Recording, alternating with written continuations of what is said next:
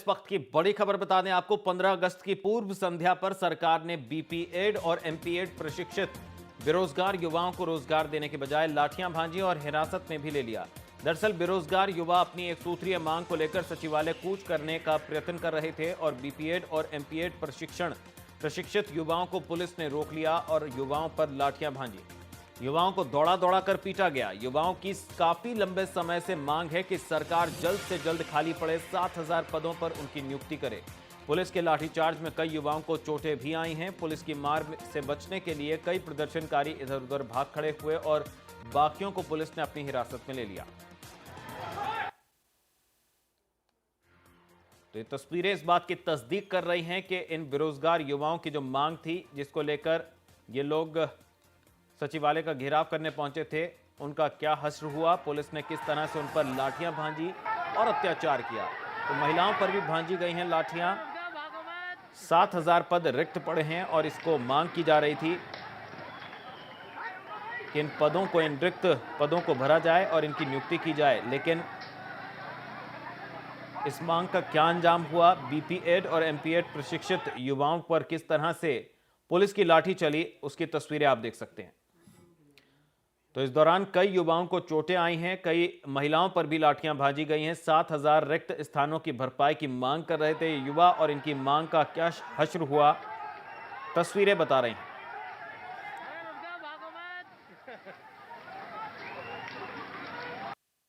Bed वाले rally के लिए जा रहे थे, पुलिस वालों ने हमारे साथ बहुत अभद्रता का व्यवहार किया। एक लड़के के सर पे फोड़ रखा, एक लड़की के टांग भी टूट रखी। वो अभी दोनों अस्पताल में जो है वो एडमिट है और एक भाई, उस भाई पे भी बहुत लड़ बजा रखा। मेरी भी खोपड़ी में यहाँ पर लट मार रखा। ये बहुत अच्छी पुलिस है हमारी उत्तराखंड की। बोलते हैं मित्र पुलिस है, हमारा तो नहीं लग रहा कि मित्र पुलिस है, दुश्मन पुलिस है। इससे आगे कुछ नहीं कह सकते। वहीं बीपीएड टीईटी प्रशिक्षित बेरोजगारों पर पुलिस बर्बरता के साथ सिद्धोवाला जेल का जायजा लिया। स्थानीय संपादक प्रखर प्रकाश मिश्रा ने। देश 70वीं सालगिरह मना रहा है आजादी की, लेकिन कुछ ऐसा घट जाता है जो लगता है कि क्या वाकई में देश आज आजाद है। मैं इस टाइम देहरादून के सिद्धोवाला जेल के अंदर हूं और यहां पर एमपीएड और बीपीएड को पास करने के बाद अपने लिए नौकरी मांगने वाले कुछ युवाओं ने प्रदर्शन किया और प्रदर्शन इस बात का था कि हमें सरकार नौकरी दे। ये एक शांतिपूर्ण प्रदर्शन था, लेकिन इसके बावजूद पुलिस लाठीचार्ज करती है, जिसमें कुछ महिलाएं भी हैं जो अपना प्रदर्शन कर रही थी और कुछ पुरुष भी हैं। हम आपको दिखाने की कोशिश करेंगे कि किस तरीके से इनको यहाँ पर लाया गया है और इस टाइम ये यहाँ के जिला कारागार के बाहर बैठे हैं और ये बताया जा रहा है कि आज एक रात इनको यहीं गुजारनी पड़ेगी, यानी कि कल जब सारा देश स्वतंत्रता दिवस मना रहा होगा तो ये जेल के अंदर होंगे। और इन्हें चाहिए तो रोजगार था, लेकिन रोजगार की आस में ये जेल पहुंच गए हैं। हम आपको दिखाने की कोशिश कर रहे हैं कि मैं अपने कैमरामैन अजय ध्यानी से कहूंगा कि ये लोगों को यहाँ बैठाया गया है और ये लोग हमसे बात भी करना चाहते हैं। हमें यहीं तक की हद दी गई है कि हम यहाँ से बात कर सकते हैं, इसके अंदर नहीं जा सकते हैं। मैं कोशिश करूंगा कि एक दो लोगों से आपकी बात करा सकूं। आप लोग प्रदर्शन कर रहे थे तो क्या हुआ? मैं मुख्यमंत्री जी की आवाज़ पर रिपोर्ट किया था कि मुख्यमंत्री जी ने विभिन्न मंचों से 7,000 पद देने की बात करी थी, लेकिन हम आज शांतिपूर्वक मुख्यमंत्री जी से मिलने जा रहे थे। हमें लाठी डंडे मारकर किसी के हाथ तोड़ दिए, किसी का पैर टूट गया है और किसी की कमर में तोड़ है, किसी के हिप में तोड़ है। और इस तरीके से जहां आज पूरा देश कल स्वतंत्रता दिवस की खुशियां मना रहा है, पूरे प्रदेश में हलचल मची है, पूरे देश में हलचल मची हुई है। हम लोगों को जेल में डाल रखा है। 160 लोग हम यहाँ पर जेल में डाल रखे हैं और कई लोगों को वो क्या कहते हैं पुलिस ड्रेस कोड में रखा है। और मुख्यमंत्री जी ने 7,000 पदों की घोषणा की बात करी थी, तो हमने आशा लगाई थी कि 15 अगस्त को हमारे लिए भी कुछ मिलेगा, लेकिन आज हमें जेल में डाल दिया गया। और इस तरीके से अगर प्रदेश की तानाशाही होगी तो ये तानाशाही नहीं कहें तो क्या करें। कहना है साफ जाना चाहिए, विकल्प ये है कि कुछ कानून भी हैं और कुछ नियम भी। बात आरक्षण की भी आती है कि जो जगहें हैं उन्हें। और सीधा लिए चलते हैं देहरादून, जहां से हमारे रेसिडेंट एडिटर प्रखर प्रकाश मिश्रा सीधा हमारे साथ जुड़े हुए हैं इस बड़ी खबर पर। प्रखर जी, आपसे जानना चाहेंगे फिलहाल मौजूदा हालात क्या बने हुए हैं। क्या अब ये जो हिरासत में लिए गए 157 बेरोजगार थे, उनकी जो मांगे हैं उसको लेकर क्या कुछ कहा जा रहा है और फिलहाल इस वक्त क्या हालात बने हुए हैं वहां? देखिए, इन लोग को जेल भेज दिया गया है, इनकी जमानत नहीं हुई है और अभी से आधा घंटा पहले हमारे पास सूचना आई थी। इन्हीं लोगों ने हमें फ़ोन करके बताया कि हमें जेल कर दी गई है, हम अब गिरफ्तार हैं। पहले हमें हिरासत में रखा गया था, फिर हमको गिरफ्तारी में लिया गया। हमारी काउंटिंग हुई है, जो हमारे पास सूचना है कि 157 के करीब इन लोग हैं और इन लोगों को जेल में बंद कर दिया गया है। आज की रात जेल में ही कटेगी, कल 15 अगस्त का छुट्टी है। अब अगर विशेष तौर पर मजिस्ट्रेट बैठते हैं और 151 के तहत ये लोग बंद किए गए हैं तो इनकी बेल हो सकती है, लेकिन अभी तक इनकी बेल का कोई इंतजाम नहीं हुआ है। मुख्यमंत्री लगातार कहते रहे हैं कि वो इन लोग के साथ हैं। अगर मुख्यमंत्री इन लोग के साथ हैं तो ये लोग पूछ रहे हैं फिर हमारे ऊपर लाठियां क्यों चलती हैं। और एक तरफ मुख्यमंत्री कह रहे हैं कि हम पूरी तरीके से, आज ही मुख्यमंत्री ने सुबह युवा दिवस मनाया है, अंतर्राष्ट्रीय युवा दिवस है आज का दिन, और आज ही के दिन जब पूर्व संध्या है 70वें स्वतंत्रता दिवस की, तब आप जेल भेज दे रहे हैं लोगों को। ये लोग सवाल कर रहे हैं। तो ये समझने वाली बात है कि आखिर ऐसी जरूरत क्या आन पड़ी थी कि लाठीचार्ज कर दी जाए, वो भी आज के दिन कर दी जाए। सारा देश खुशियां मना रहा है और प्रधानमंत्री ये कह रहे हैं कि साहब हमें युवाओं को साथ लेके चलना है, इंडिया को खड़ा करना है। अभी अभी राष्ट्रपति ने अपने संदेश में कहा है कि बिना महिलाओं और बच्चों के हम अधूरे हैं। तो ये युवा राष्ट्रपति के लिए बच्चे ही हैं, ये सिर्फ अपना रोजगार ही तो मांग रहे थे, तो इनके ऊपर लाठी चला दी जाएगी। इसका कोई जवाब नहीं दे रहा है सरकार की तरफ से और ना ही पुलिस की तरफ से कोई सामने आया। जब हमने वहां जाकर बात करने की कोशिश की, कई बार मैंने जेल सुपरिटेंडेंट को फोन किया, वर्मा जी को, वो सामने नहीं आए। जो आईजी जेल हैं प्रसाद साहब, उनको मैंने बार बार फोन किया, हमें कोई सहयोग नहीं मिला। मैं जबरदस्ती वहां तक पहुंचा हूं। मैंने जाके कहा है कि इन लोगों ने कौन से गुनाह किए, कम से कम पानी तो दे दीजिए। मैंने कहा इन्होंने क्या किया है, क्या 307 किया, 302 किया, क्या ये शातिर हैं? तो इसका कोई जवाब नहीं था। फिर इतना इन लोग के ऊपर असर हुआ कि पुलिस पे जो पहरे पे लोग थे उन्होंने इन लोग को पानी पिलाना शुरू किया, वरना इनको कोई नहीं पूछ रहा था वहां पे। और ये वाकई में हम आजाद हैं, ये एक सवाल है। क्या सुन रही है उत्तराखंड की सरकार कि इस तरीके से किया जाता है?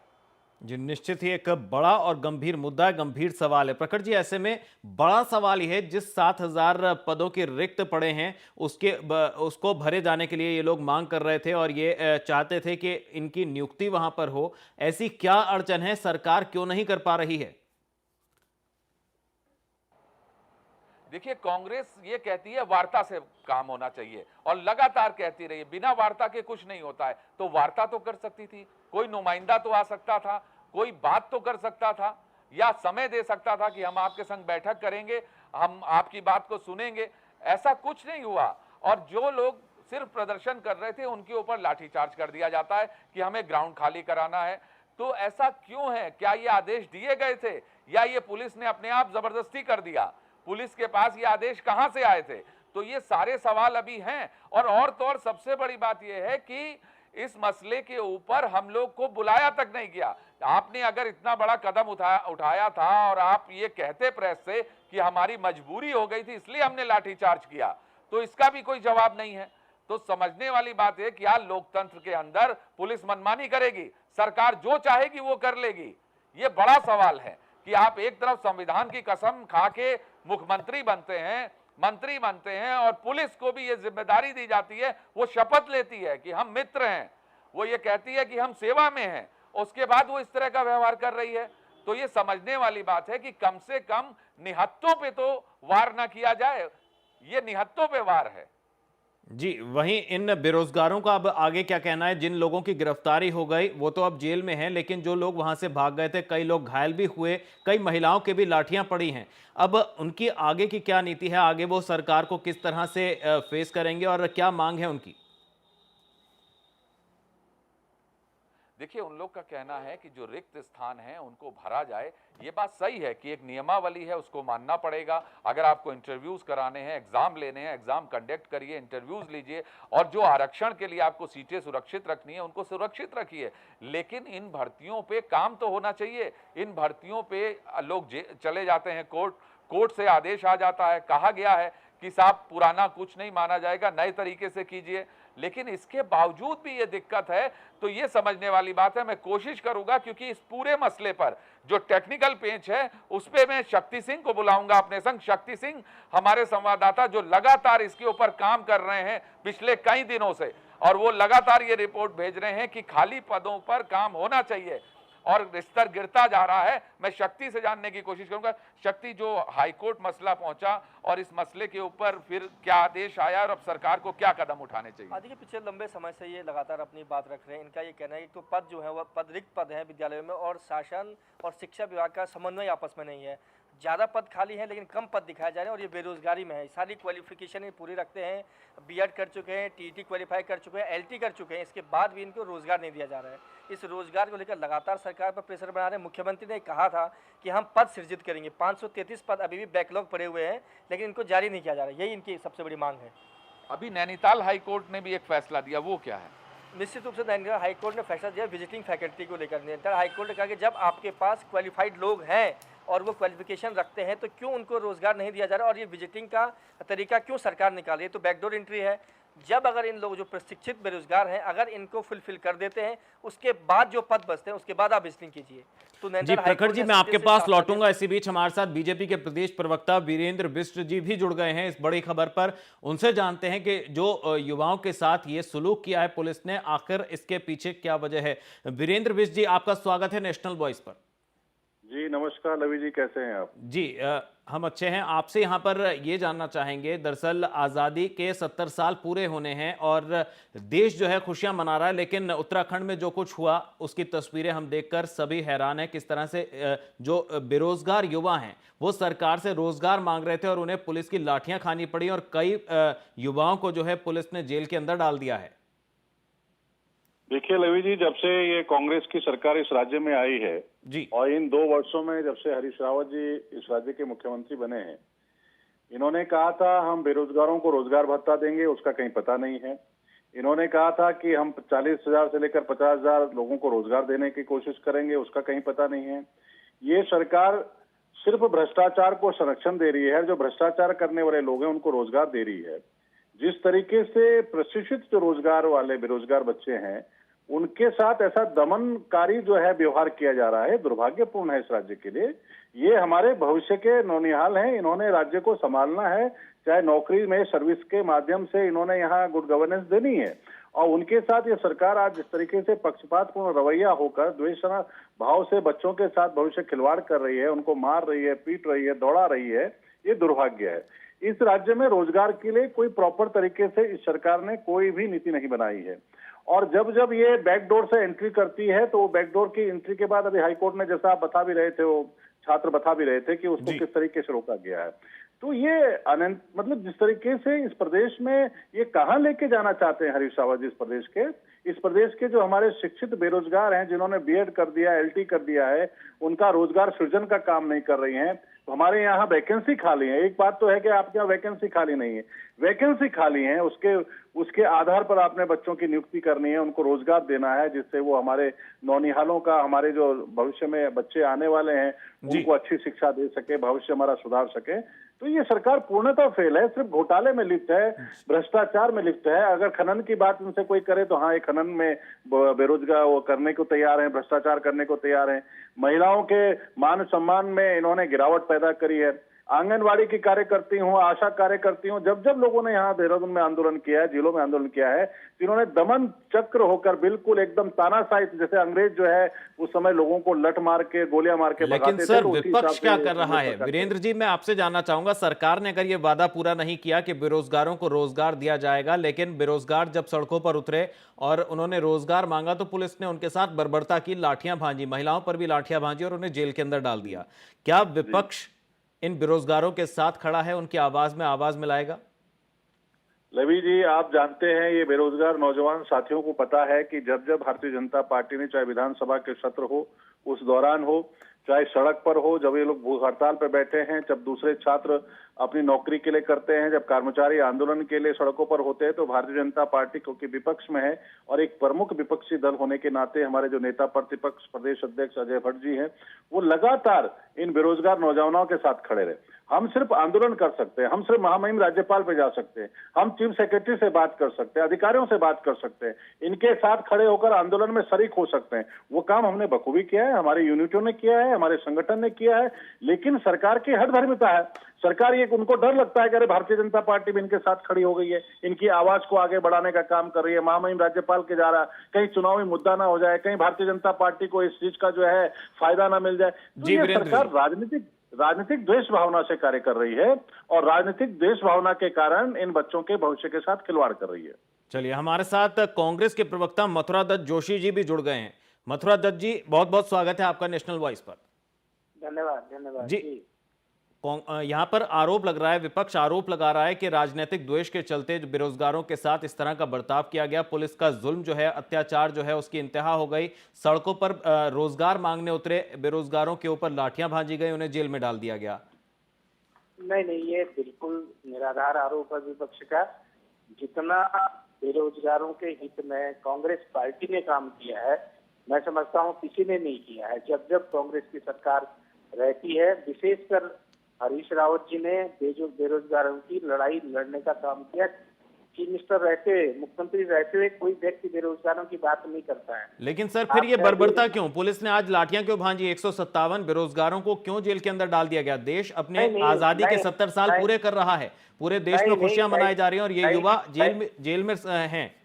नहीं, कहीं किसी पर लाठी नहीं भागी है। जो भी कुछ गलतफहमी है, कोई वारदात जो भी हुई है, उसमें जो अधिकारी या कर्मचारी या पुलिस वाला जो भी दोषी होगा उसके खिलाफ कार्रवाई होगी। तस्वीरें झूठ नहीं बोलती, तस्वीरें कैमरे में कैद हुई हैं, तस्वीरें सारी दुनिया देख रही है, सारा देश देख रहा है कि क्या हुआ इन युवाओं के साथ। मैं भी झूठ नहीं बोल रहा, मैं अपनी पूरी बात तो कह दूं। उसमें मुख्यमंत्री जी ने जांच दिखाई है और कहा है कि बेरोजगारों के साथ जो किया है, जिसने भी किया वो गलत किया है, हम इसके पक्ष में नहीं है। अगर पुलिस वालों ने अकारण अगर लाठियां भागी हैं या लाठीचार्ज हुआ है, अगर कोई बिना किसी कारण के, तो निश्चित रूप से उन पुलिस सर, ये पूरा देश जानना चाहता है, ये युवा भी जानना चाहते हैं, उनके परिजन भी जानना चाहते हैं, सभी जानना चाहते हैं कि किसके आदेश पे कार्रवाई हुई। क्या पुलिस ने अपने आप से कार्रवाई की या सरकार के आदेश थे इन युवाओं को खदेड़ने के? सरकार का कोई आदेश नहीं था। अकारण अगर लाठीचार्ज हुआ होगा, उसकी जांच हो रही है, क्या कारण थे, किस लिए थे, क्योंकि इतवार का दिन है, आज छुट्टी का दिन है। अगर ऐसी वारदात हुई तो निश्चित रूप से हम भी उसकी निंदा कर रहे हैं। हम भी उस पक्ष में नहीं है कि बेरोजगारों पर लाठी भांजी जाए या बेरोजगारों का अत्याचार किया जाए या जेल में डाल जाए। कांग्रेस पार्टी ने कभी नहीं किया। मैंने जैसे पहले कहा कि जितना काम बेरोजगारों के हित में कांग्रेस पार्टी ने किया, उतना शायद किसी ने किया। 30,000 अध्यापकों को तो इसी वर्ष नौकरी देने का काम किया। मथुरा जी, सरकार 7,000 रिक्त स्थान पड़े हैं और उस भरपाई का, उसको भरने के लिए सड़कों पर मांग कर रहे थे ये लोग। नहीं, देखिए, सरकार ने आश्वासन दिया था, शपथ लेने से पहले आश्वासन दिया था रोजगार दिया जाएगा। कुछ नहीं, अभी भी हम निश्चित रूप से कह रहे हैं हम रोजगार देंगे। ऐसी कहीं पर किसी सरकार ने ये नहीं कहा कि हम रोजगार नहीं देंगे। हमारे रेसिडेंट एडिटर भी हमारे साथ लाइव जुड़े हुए हैं देहरादून से, वो एक सवाल करना चाह रहे हैं। मथुरा जी। मथुरा दत्त जी, सारी बातें अपनी जगह सही हैं जो आप कह रहे हैं कि आप रोजगार देना चाहते हैं, इसकी घोषणाएं भी हुई हैं, मुख्यमंत्री ने बातें भी की हैं, लेकिन सवाल ये है कि 14 अगस्त यानी 15 अगस्त की पूर्व संध्या 70वीं सालगिरह मनाने जा रहे हैं और लाठीचार्ज हो जाता है। कांग्रेस का एक नुमाइंदा मिलने नहीं गया बच्चों से। मैं सुद्धोवाला जेल गया, मुख्यमंत्री का कोई प्रतिनिधि नहीं गया वहां पर मिलने के लिए। अगर ये कार्रवाई सरकार की मर्जी से नहीं हुई है तो आप बताइए ना कि आप में से कोई आदमी क्यों नहीं गया? क्या आप अभी जाएंगे सुद्धोवाला जेल?